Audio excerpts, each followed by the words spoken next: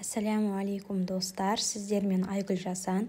Бүгін сіздерге өте дәмді, жұмсақ синнабон булкенандарын жасалуын көрсетемін. Менімен бірге болыңыздар.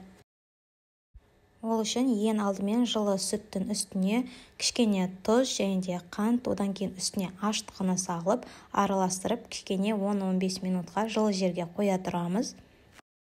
Осы кезде видеода көріп тұрғандарыңыздай аштығымыз көпіршіктеніп, көтеріліп тұрады. Осыдан кейін үстіне қамырын дайындаймыз. Оған бізге жұмыртқа қажет болады. 2 жұмыртқаны саламыз үстіне. Одан кейін ерітілген сары майды қосамыз. Сары май, жұмыртқа барлығы біркелкі болғанға дейін кішкене араластырып аламыз. Одан кейін үстіне ақырындап аз-аздан електен өткізілген ұнды қосамыз. Өте қатты емес және де қолға жабыспайтындай жұп-жұмсақ қамыр илейміз. Дайын болған қамырдың бетін пищевой пленкамен жауып, жылы жерге қоямыз. Сол кезде қамырымыз өте жақсы биік болып көтеріледі.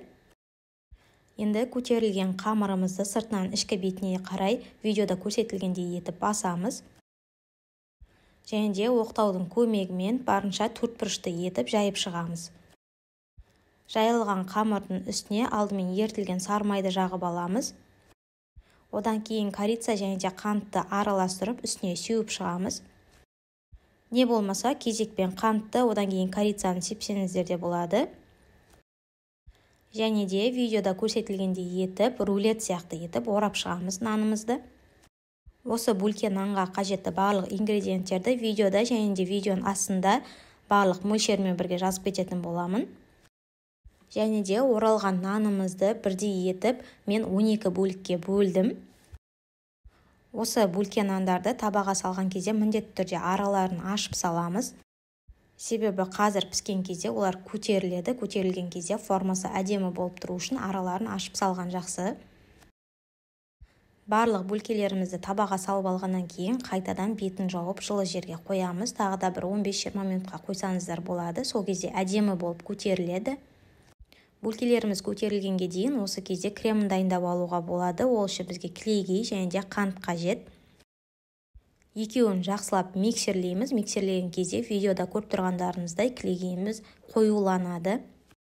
Кейбір жерлерде ішіне сүзбелі ірімшікті қосады. Оны қоспасаңыздар да клейгей мен қанттың өзінен де крем өте дәмді болып шығады. Көтерілген булкелерімізді пешке 25-30 минутқа пісіріп аламыз. Және де піскеннен кейін видеода көріп тұрғандарыңыздай күрекшенің көмегімен бетіне осылай кремдерімізді жағып шығамыз. Аздап қана суытқаннан кейін жаға берсеңіздер болады. Синнабон булкелеріміз өте биік, жұмсақ болып көтеріліп пісіп шығады. Сіздер де міндетті түрде дайындап көріңіздер. Және де достар, видео ұнаған болса менің каналыма тіркелуге ұмытпаңыздар.